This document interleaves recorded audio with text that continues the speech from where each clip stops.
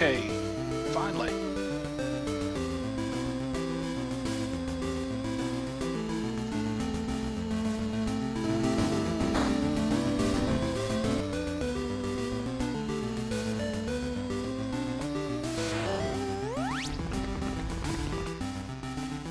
Alright, let's play.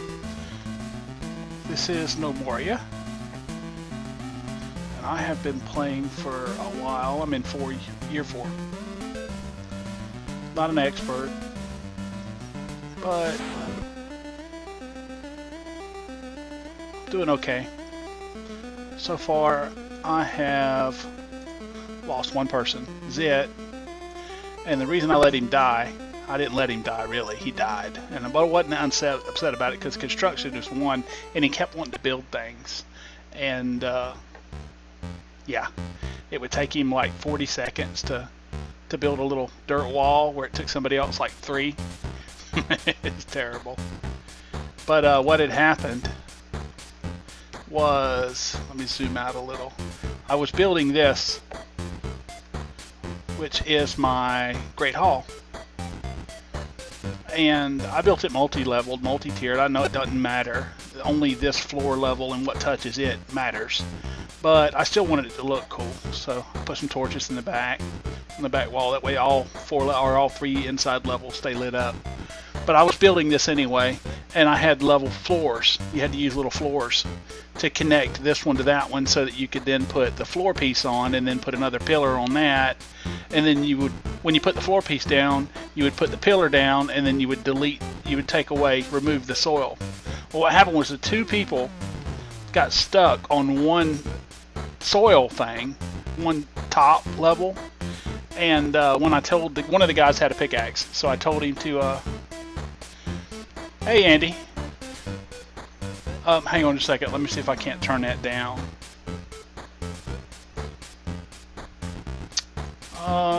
Here we go, let's see. That should ought to have fixed it a good bit right there. That better?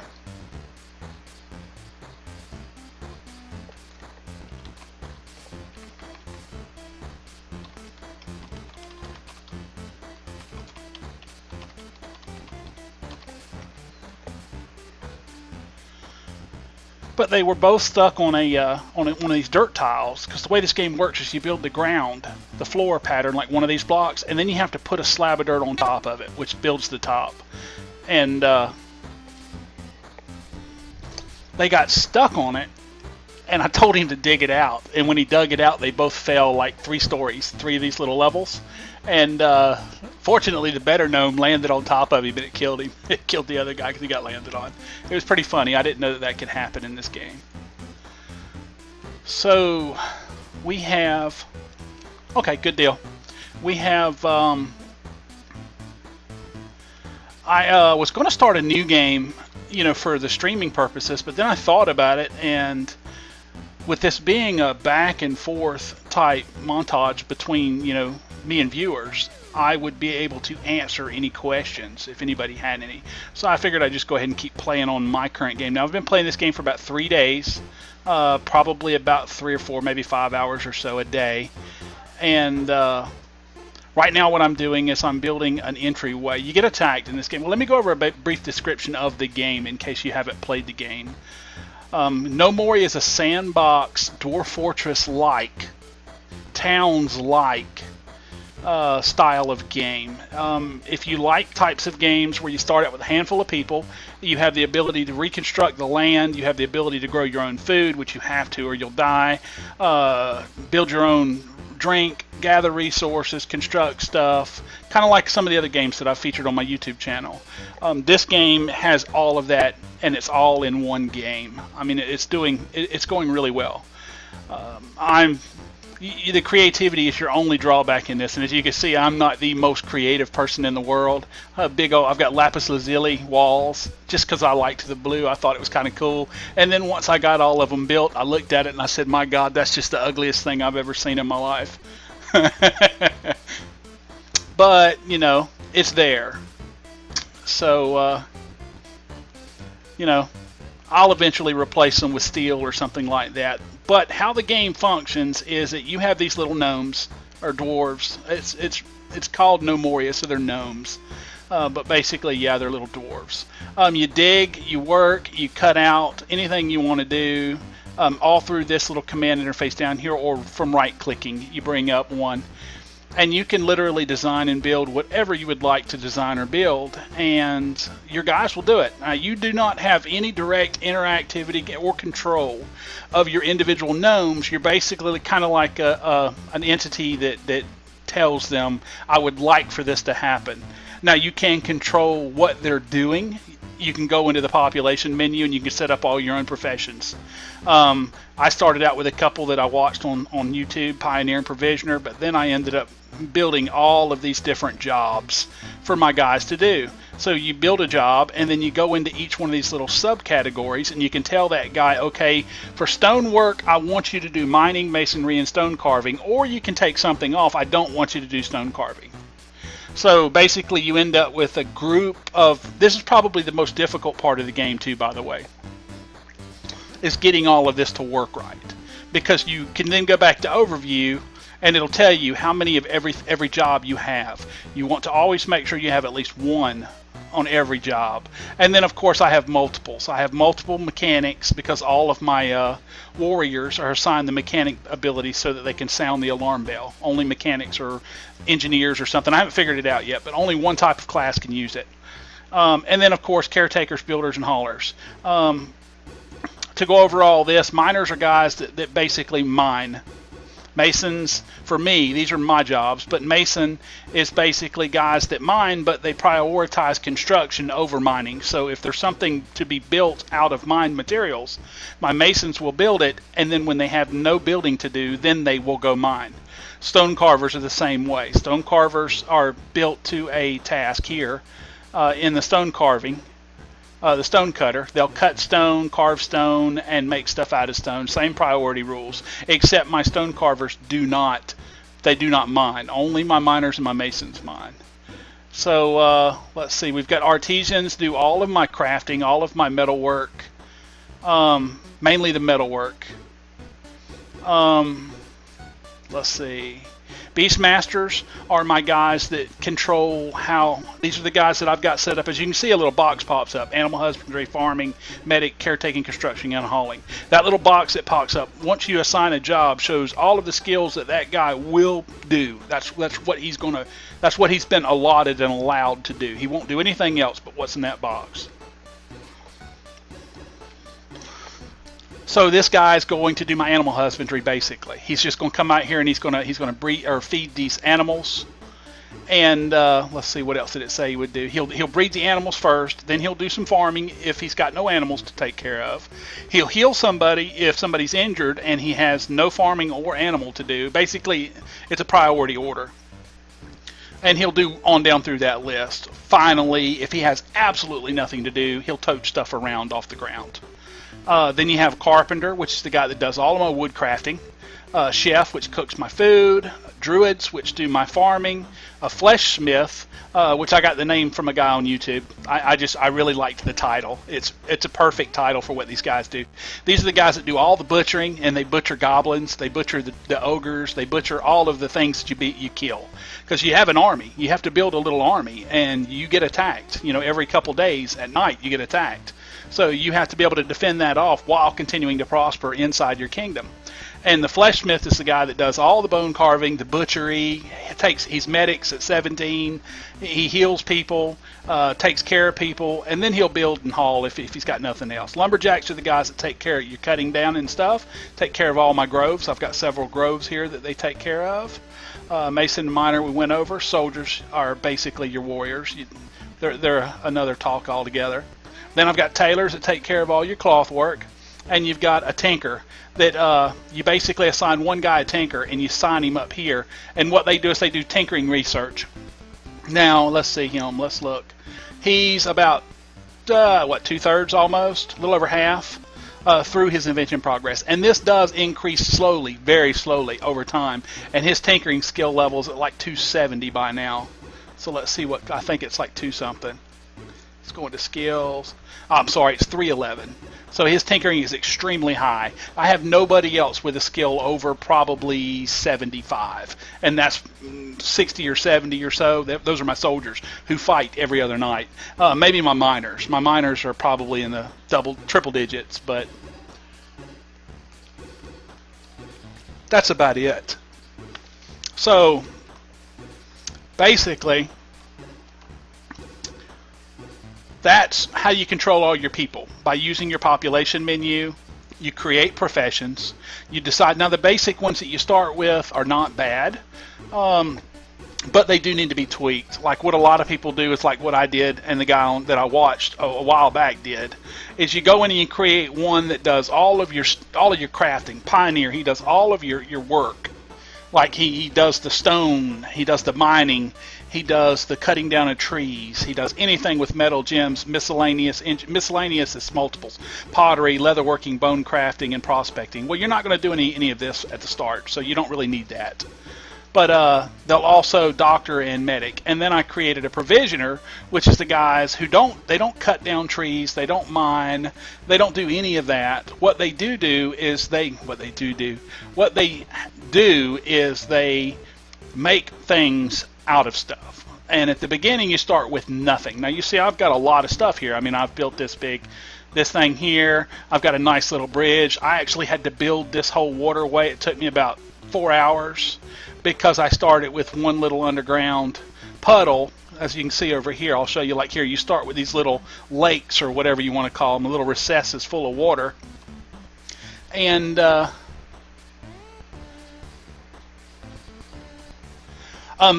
it's okay. I'm sorry that there's going to be a delay because YouTube has to do all of its work on the video, and then it's recording it and saving it, and then it's posting it. So there's going to be a short delay between my answering questions ahead of time. Just letting you know that ahead of time in case you've never watched a video on YouTube like this, a live stream. How does the fighting work? You get attacked. I've got the game paused, as you can see up here, so we're not doing anything. But every other night or so, I'll have a handful of goblins and ogres, and sometimes during the day, mants. That will literally come in, and they'll come into your town. Now, it's kind of like towns, how you can wall off. In towns, you can wall off. Now, I've chosen not to wall off because I perceive that to be the chicken way to play the game. I do wall off areas that are connected with my home, like I've done here. I've walled off all of this over time. Now, I started with just a little walled off area right here with an entry, and then I had a couple workers, a couple guards right here by the entry. In fact, this was my initial walled off area. This was actually all multi-level like this. I've actually terraformed all of this down to where it's flat. So it's pretty bumpy like this, as you can see. I mean, this is, let me go all the way up to the full height level. You can see it was like this. I've terraformed a lot of the top of this down flat. That way they could walk up here. They can walk up these little ramps and stuff, but it's just really, it's just really hard on the eyes. And this is what the whole place looked like. And there was a little flat ravine right down in here, and that's where I started. My guys actually started right up here, and I moved them down to here and moved all of my supplies down to here when I started. And we started working. Now the game gives you 12 game days. You get 12 game days when you start the game that you are allotted freedom. You can build, stockpile, set up a military, which at the beginning you basically use your town, your guys, to fight off, kind of like you do in towns. In towns, how you use your guys to fight the first while, until you can literally start building your guys into a military so that you can then assign a couple townies off to be military. Same way here. You basically set all your guys into these little military groups, which you'll do through the military tab, which I'll explain later. And they'll do hand-to-hand combat on anything that attacks after that first month. Usually it takes you probably a year or so before you've got enough immigrants coming in to where you can assign a handful of them to do nothing but military. I didn't have that at the first, and I take it really slow, and that's the way this game works. Your attacks are based on like towns. Your attacks, There's no end to the game. There's no rush. There's absolutely no reason to rush. If I don't increase my kingdom worth, which is showed here in a kingdom, I'm at 85,000 now. You get kingdom worth plus whatever's in here. Your Great Hall doubles the value. So 2,436. So I'm at a little over 8,200, 8,300. Now, they take that number, your kingdom worth plus your Great Hall worth, and that determines what type of monsters, what type of monsters and how many monsters of each type you get attacked with. Right now, I'm getting attacked by up to 5, sometimes 6 goblins. Usually it's 3 goblins and a couple regular ogres. Now, the goblins, there's like 5 different tiers of goblin, and then there's 5 different tiers of different armored wearing goblins. There's ogres, there's 2-headed ogres. Below ground, when I'm digging down, it's not like towns. The stuff's not already there. You can dig down and very carefully light the way, and then nothing will attack you. But if you don't, once you go below -8, you start getting attacked by skeletons, beetles, spiders, all different kinds of things down below ground also. So you are getting attacked on multiple fronts, coming in through the outside world, plus what's dug up underneath, what you've dug down through. And I think it's got like 100 and something negative levels below ground that you can dig down.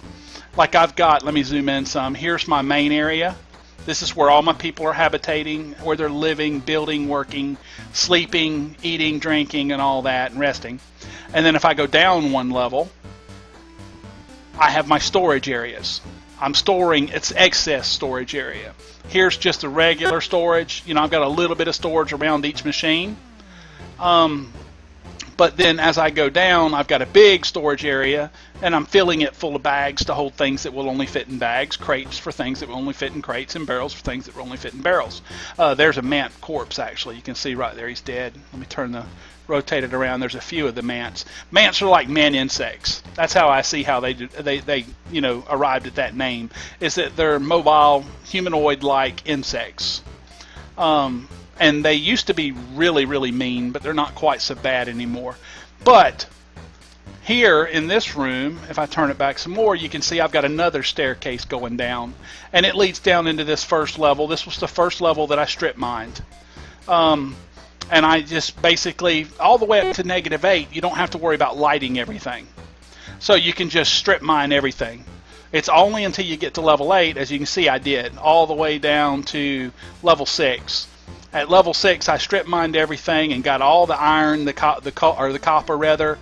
You only find copper, some gems, coal, and things like that in these early levels. Once you get to below -11, then you start running into. Now this has all been dug out. That's why it looks flat like a pattern. This has all been dug out completely, 100%, and you have to put torches. I did this entire level and didn't find a single block of ore. Went down to 10, I didn't find a single block of ore. In 11, I found like 5 copper.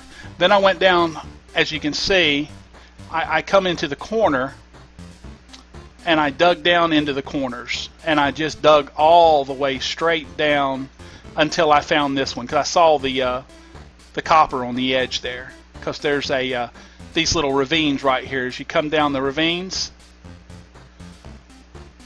the one that I dug out here had some copper on it. See the tin?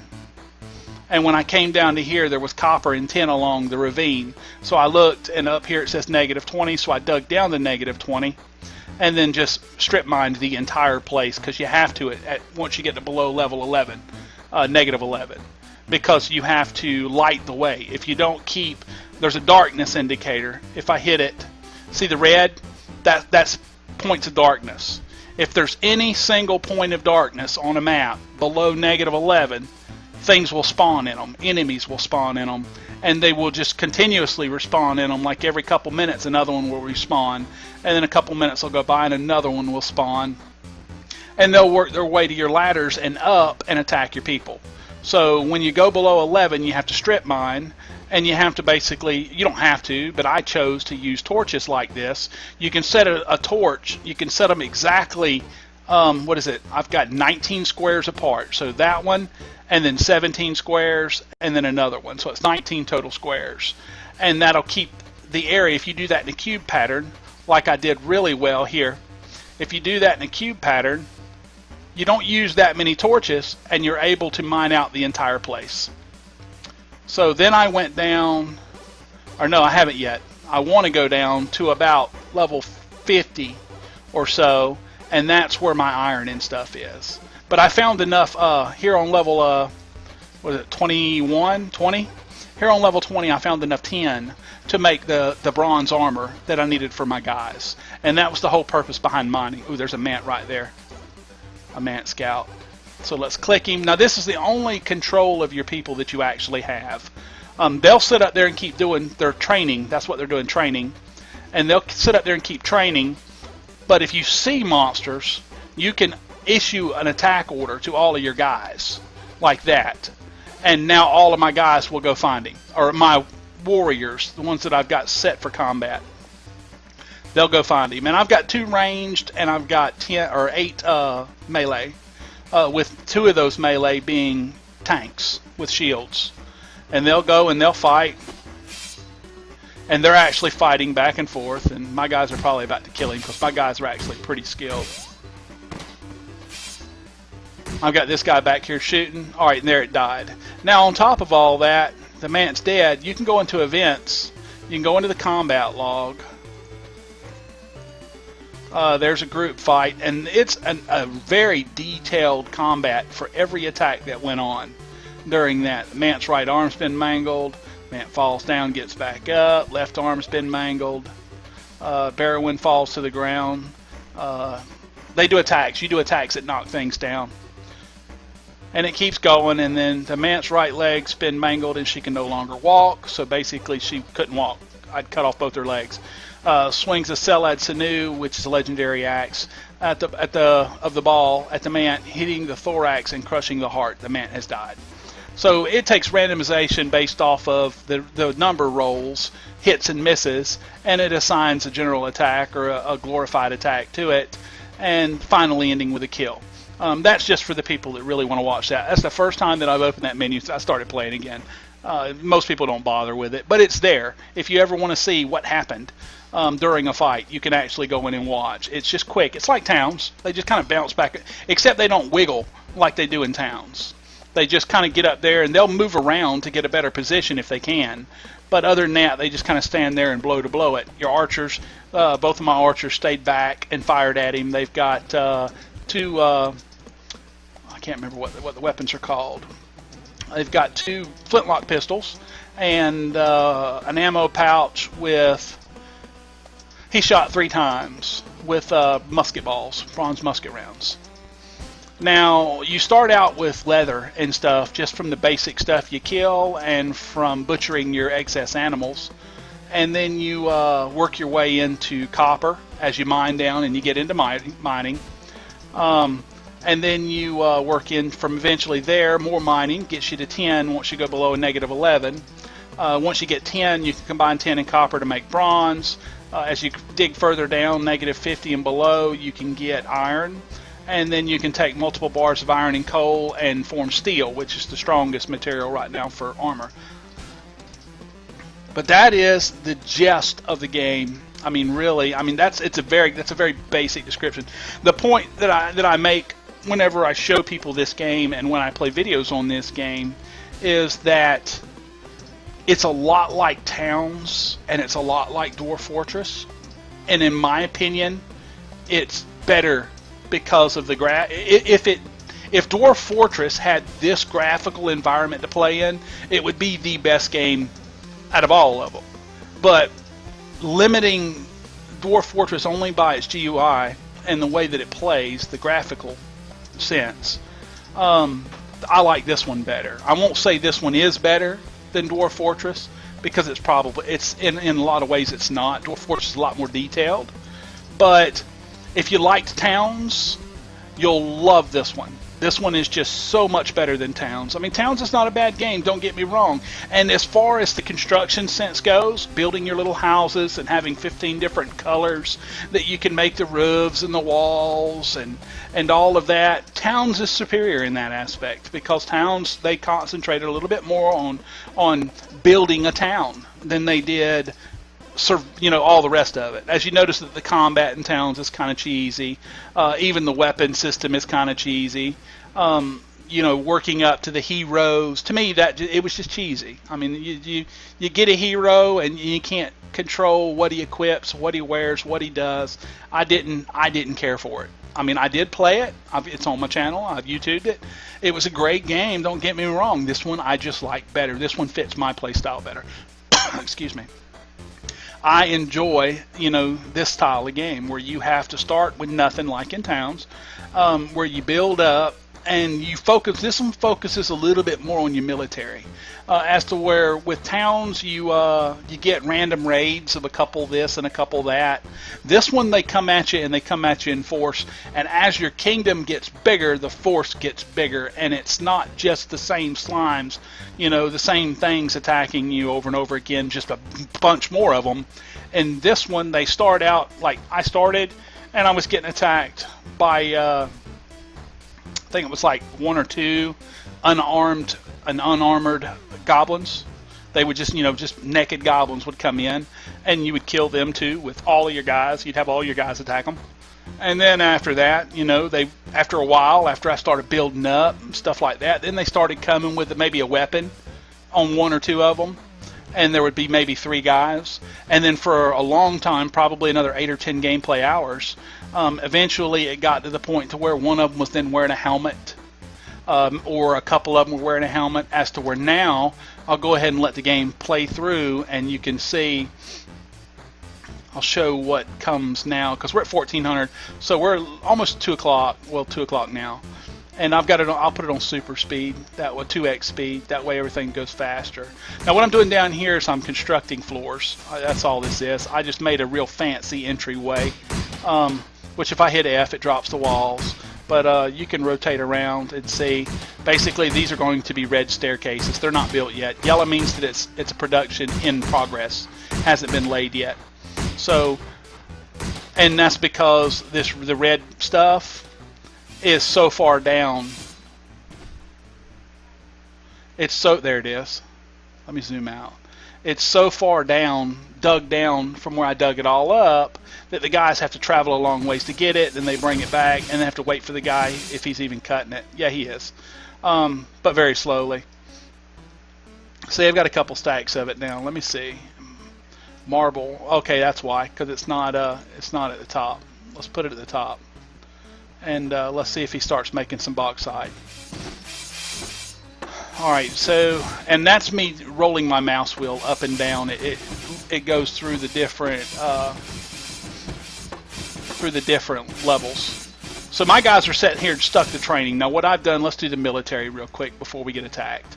You start out with military, and this has just got one basic set. You go to uniforms, you name a uniform. This is my militia one. I've got one for my soldiers. I've got one for my blockers, which are my guys that have shields. If you look at soldiers, this is the what type of armor, what material it's made out of, and then what status. Is it poor, good, superior, awesome, super granddaddy-ishes?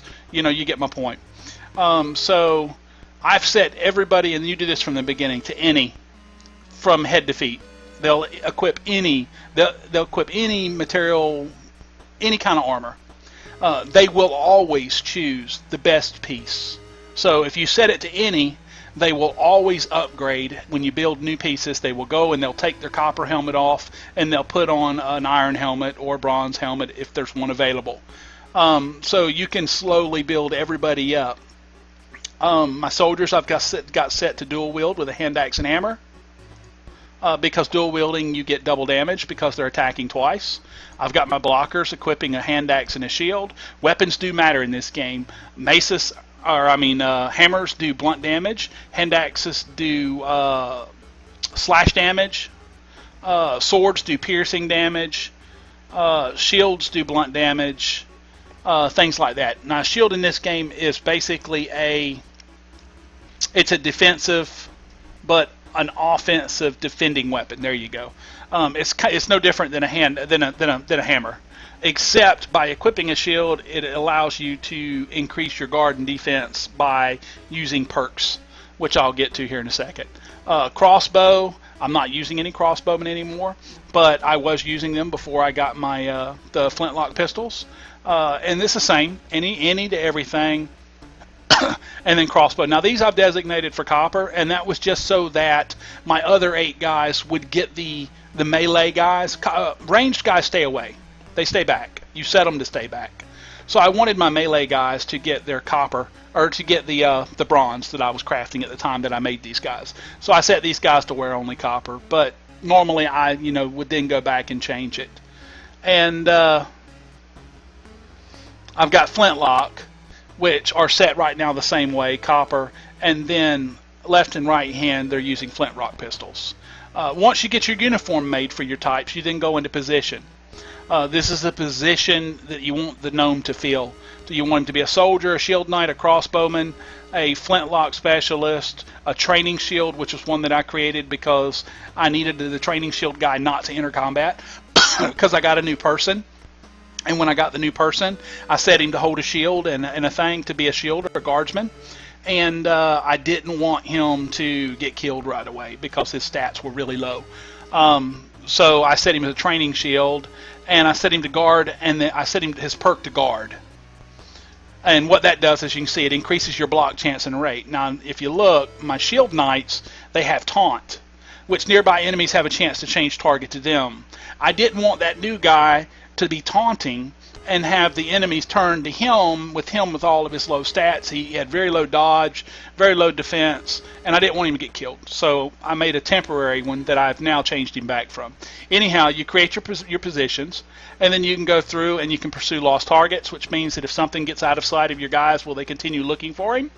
Maintain distance. It tells you all of them work. But maintain distance will make your guys try and stay at max range. It's preferable for archers and whatnot. Yes, I will get to that here in just one second.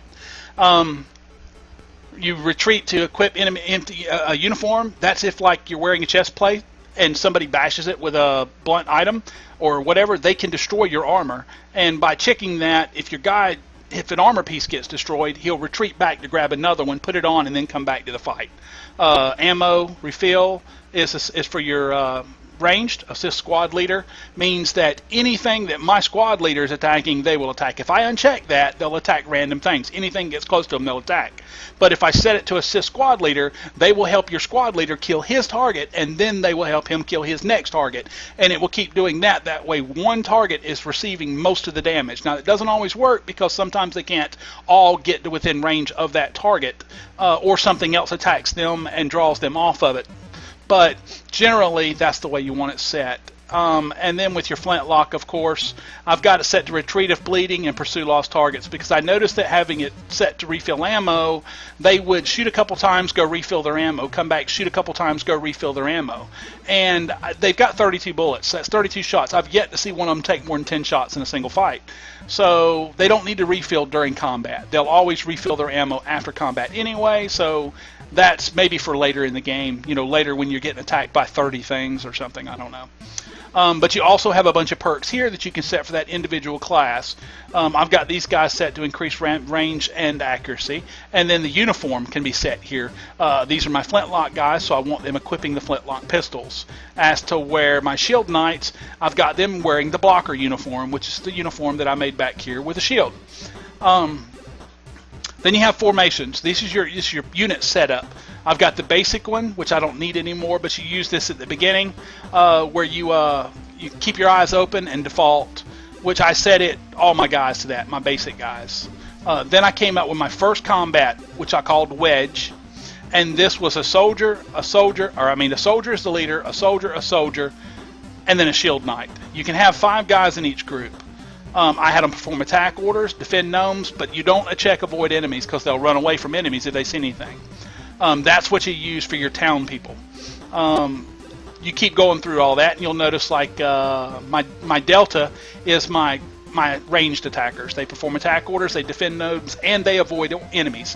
What that does is they stay back far enough to where they're if anything comes near them, they'll run from it, because they're not melee guys. They run. I want them to run. I want them to run back towards the melee so the melee can hit whatever they're running from, and they live. You know, they don't. It's just the way I do it. It's the preferred way. And then you have your squads. You can create a new squad, make a randomized name, or disband a squad, and then you can choose what formation you want them to use, which was the formations that I just set up here. And then you go in through here and you assign 5 individuals, or 1 individual, or 2 individuals. As you'll notice, most of my squads, I have 2 people in each squad. That's it, just 2. And the reason for that is because now once you get through squads, that's it. You've set your whole military up. Now, the purpose behind doing all that into 2s is because of the training grounds. Now, I've built 5 training grounds here, and then I've also built one out here for my ranged guys who are watching the front gate. And that's because only 2 people can train at a time. So I've put them in groups of 2. Now, the melee perks, it's better to have 5 people in a group because they get more melee damage based on the amount of people wearing melee weapons in the group. But for this purpose of training and whatnot, I think it's better to have them in groups of 2. Now, once they get up into the hundreds in skills and they're going up very slowly from training, what I'll do is I'll end up getting rid of these 4 training groups, or maybe leave only 2 or 3 of them, and then I'll put them all into 5-man groups with 2 melee hatchet hammer guys, 1 shield knight guy, and probably 2 ranged, or maybe even 3 melee guys, or 2 shield guys, 2 melee guys, and a ranged. And then put that kind of a grouping together. I don't know. I haven't really ever played the game that far. I mean, I'm in year 4 now. This is the longest I've ever played the game. I've been playing it since it first came out. I've never played it this far. I always got bored with it. But I haven't yet, because they've added a lot of stuff to it that's made it a lot better and fixed the problems that I had with the original deal. Now, as per your question, Andy, I'm sorry that it took so long, but I wanted to get that out. That way I can move on from that to this. Can you stockpile? And yes, you can. The way that you stockpile is you go to your machines that do the things that you want them to do. And I am actually stockpiling quite a bit right now, if you'll look here. I'm creating bauxite block, marble block, serpentine block, and lapis lazuli block, which I don't need 200 of that anymore. In fact, I'm just going to cancel that order altogether, because that's probably what my guy's been doing, is making all them lapis lazuli blocks, which I don't need them. I made a bunch of them. I set that to 200 so that I could build this. I didn't want him to have to wait on him to make them.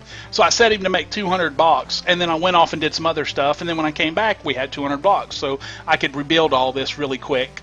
Because it takes a little bit. It takes, 15 seconds or so back then to make a block. So you set it to make 200, go about doing something else, and then when you come back, you got a bunch. And that's how that works. You basically, like, let's say, here, let's go, this is the block, this is your stone cutter. This guy does, all that they do at this station is they create block. You can then choose block, and then you can come down here and you can choose any type of stone or whatnot that you've already discovered. You have to discover it first. You have to mine it first and have the raw stone before you can decide to use it. Like me, I just got bauxite when I hit level -20. So bauxite is red block, and it's really pretty. So I went with bauxite. And then you hit craft block, okay, and it appears here.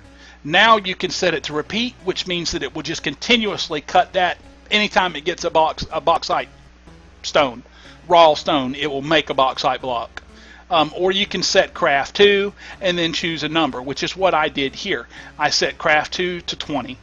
So you would go craft 2, type in 20, and then hit back, and that's it. Once you set it, it's done. There's no OK or anything like that. You just set it, then close the window.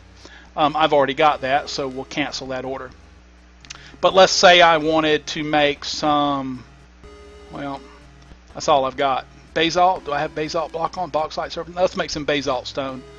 So we'll go craft, basalt, and this always stays to the last thing you typed in there too, by the way. It makes it convenient. So I can just hit craft 2, it'll put the 20 on it, and then close it. Now what's going to happen is the guy is going to do 2 things. He's first going to check the top list, the very first one, and you can move these up and down, so you can go up with it or down with it. He's going to check this first listing, and he's going to say, all right, first off, do I have 20 bauxite blocks stored no matter where? It takes your entire kingdom. Do I have 20 bauxite blocks laying somewhere that have not been used? If it does, he moves to the next one. If he does not, he says, all right, do I have bauxite raw stone? Can I make bauxite blocks to get them up to 20? If no, I do not have any stone, he moves on to the next one. If yes, I have stone, okay, where is that stone? I need to go get it. He goes and gets it. He brings it back. He makes a block, and the queuing starts over. Do I have 20? Yes, I do. All right. Do I have 20 marble block? Yes, I do.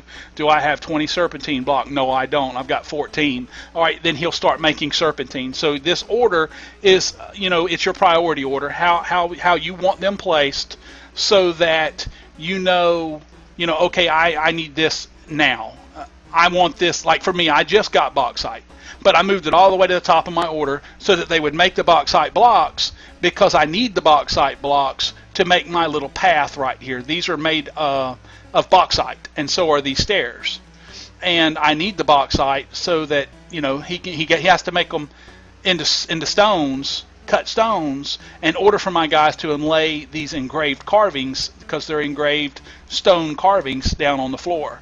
And then a stairwell made out of the stone. It's a block stairwell, and another block stairwell made out of blocks instead of raw stone. Same thing with everything in this game. In fact, you use the queuing system very, very commonly. I'm using it for everything, like for my armors and stuff. This is so that you don't have to watch it. All I have to do is go mining, and if I mine up some new copper, if I'm out of copper and tin and I don't have any bronze, and I happen to go out and I mine some copper and some tin, it'll automatically get carried up here, or the guy will go get it, or somebody will move it to the stockpile, or wherever you've set. These are all different stockpiles that I've set up. Just like in towns, you set up a stockpile and then you go in, and it's not quite as detailed as towns made it. It's like this. This is a stockpile. You can choose every single individual item in the game, and they're all grouped up rather well. Goods, furniture, mechanisms, tools, weapons, and armor. All right, so I want to make some bullets. So you would then go to ranged, and there they are, musket rounds. Now, I could set that and then close it, and all of my musket rounds would go to that. Now, if I've got multiple stockpiles of musket that hold musket rounds, whenever your guy picks up a musket round, first thing that the game does is check which stockpile that takes musket rounds has the highest priority. And that's also set over here, the priority. So, and the priority matters to everything that's checked in it.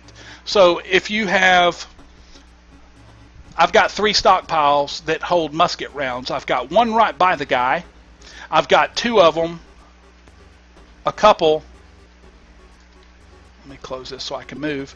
I got a couple out here by my archers, or my ranged guys. In fact, it's right there. You can see it. There's the stockpile with the musket rounds laying on the ground. Now, what I've done is I've set this one to priority 3.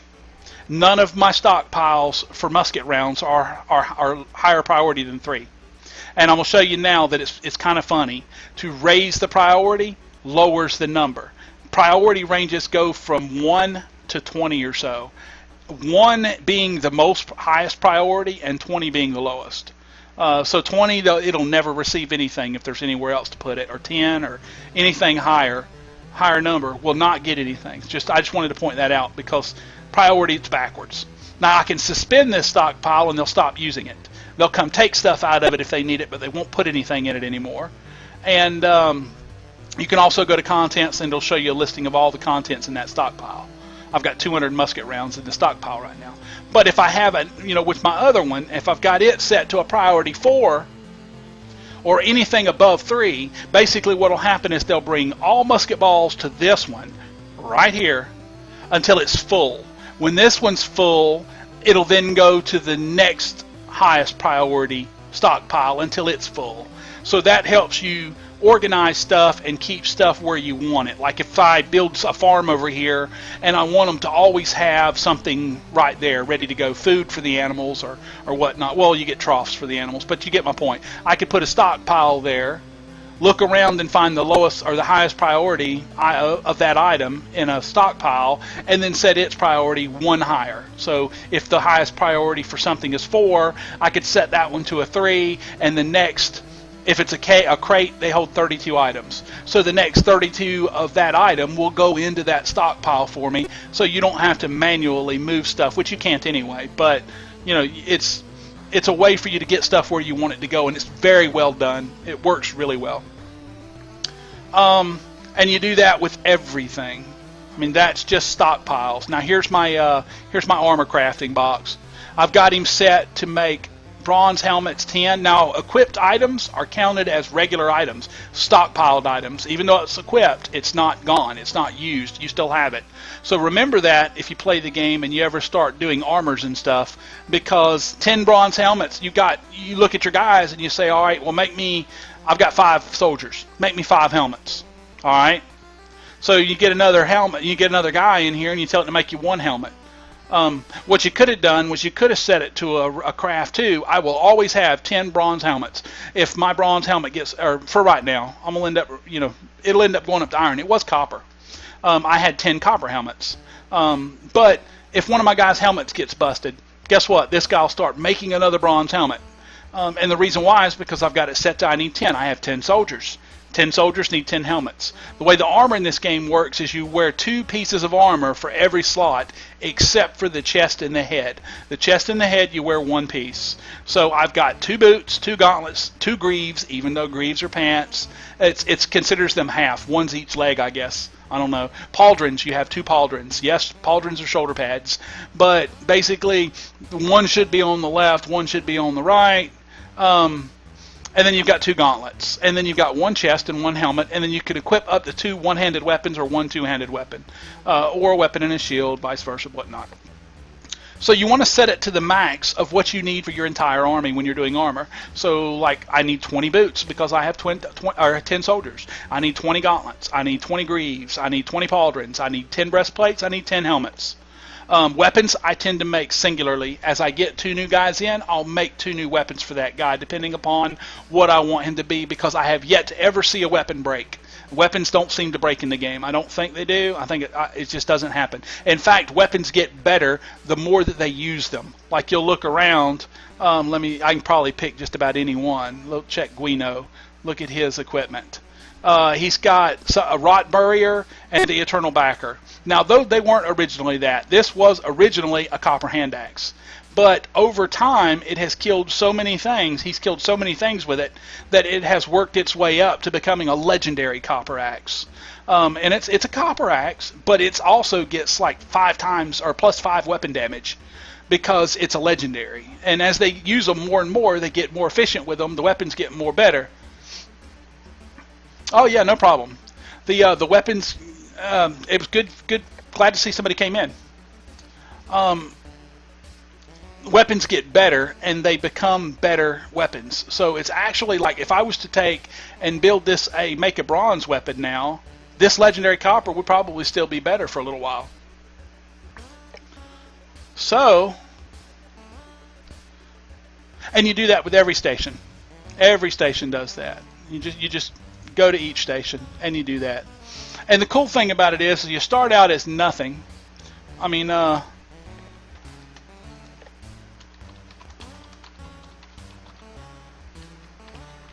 on a second.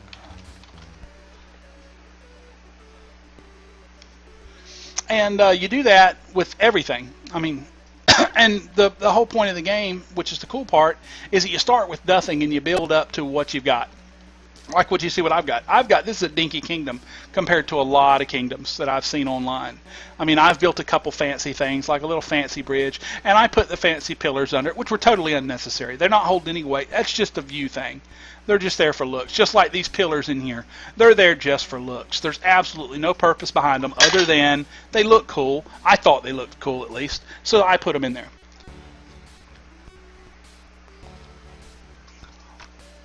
But this is Gnomoria.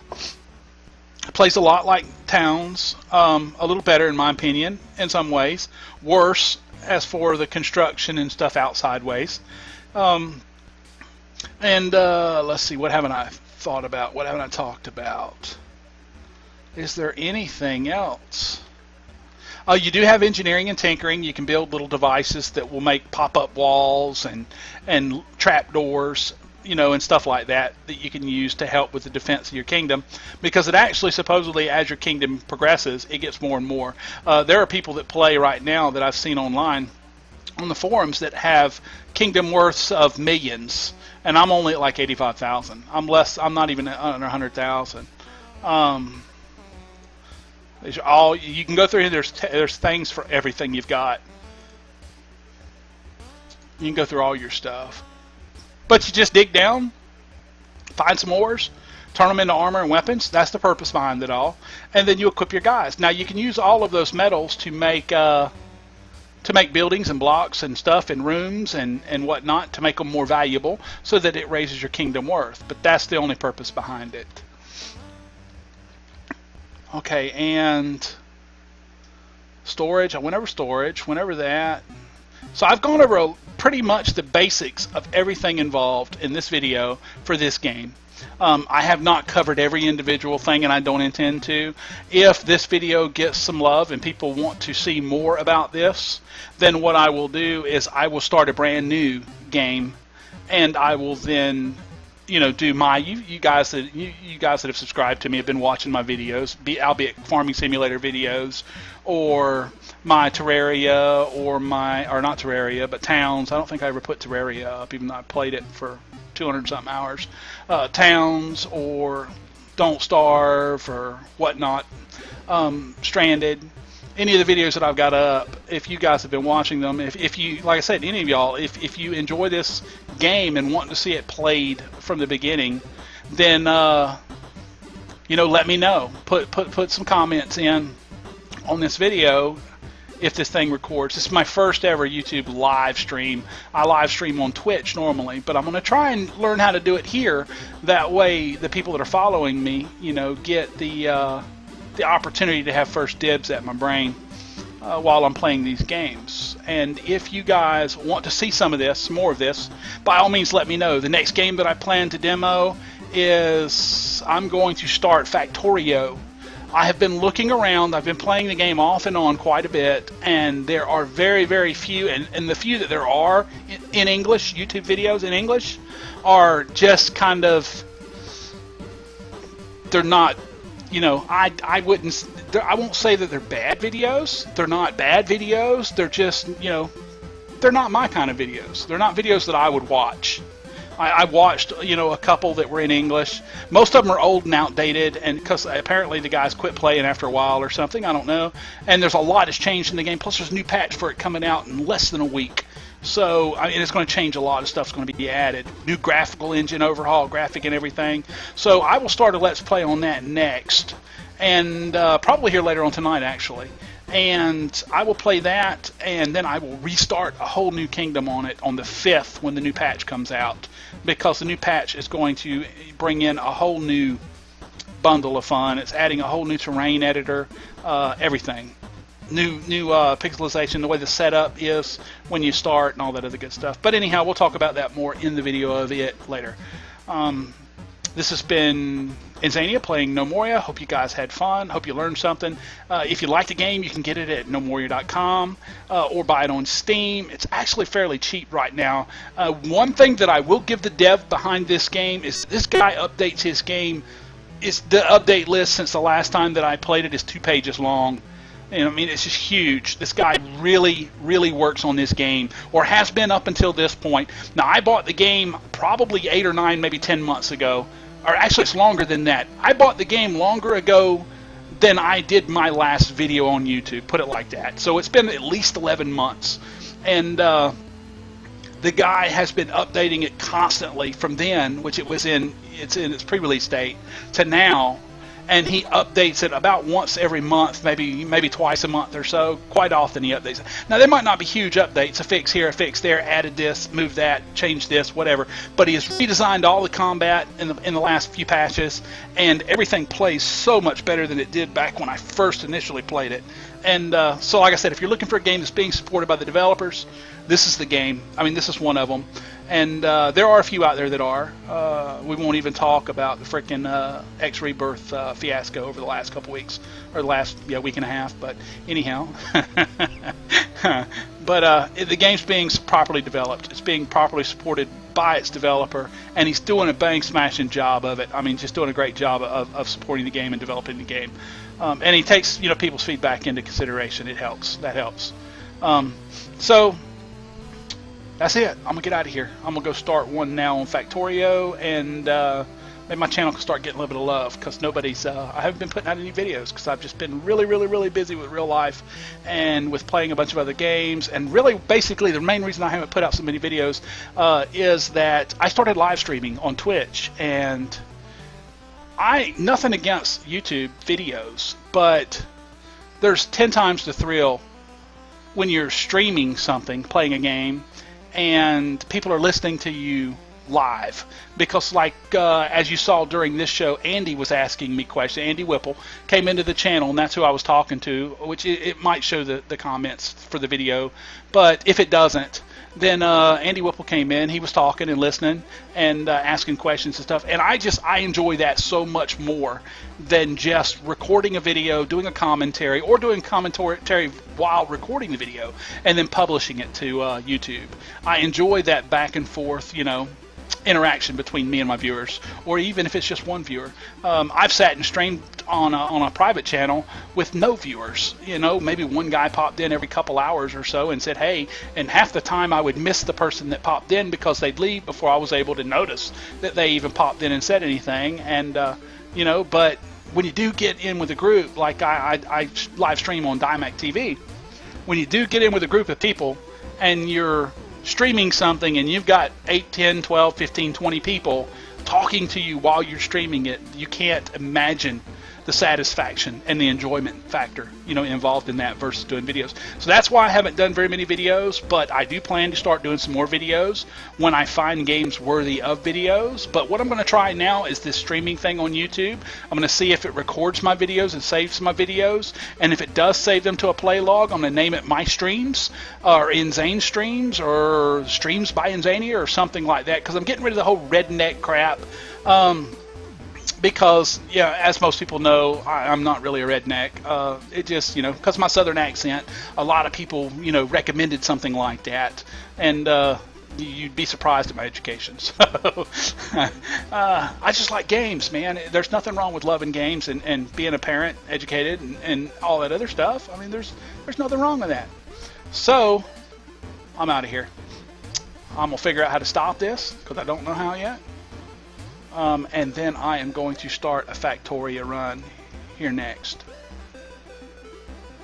So, if I can figure it out, Twitch.